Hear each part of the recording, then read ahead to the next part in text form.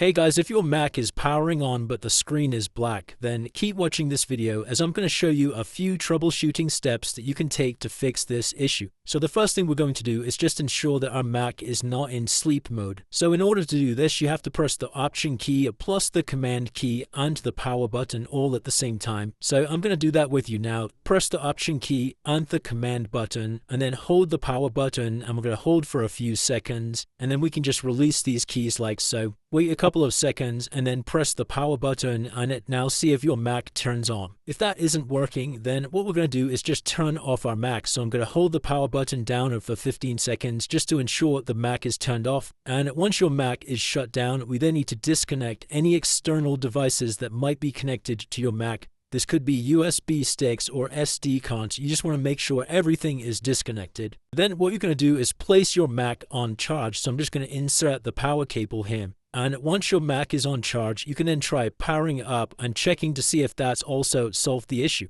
Now, once again, if that doesn't work, I have one more method that should fix it for you guys. So we just need to turn off our Mac once again by holding down the power button for around 10 seconds. Once your Mac is fully shut down, we're now going to try resetting the SMC, or otherwise known as the System Management Controller. So in order to do this, first make sure your Mac is completely shut down, and then we need to press the following keys on your keyboard. So we're going to be pressing the Shift plus the Control plus the Option key and also the power button at the same time. So once again, I'm going to do this with you now. So it's the Shift key, the Control key, and the Option key plus the power button all at the same time, and you need to hold these buttons down for 10 seconds. Now after 10 seconds have passed, you can then release the buttons on your keyboard, and that should have now reset the SMC.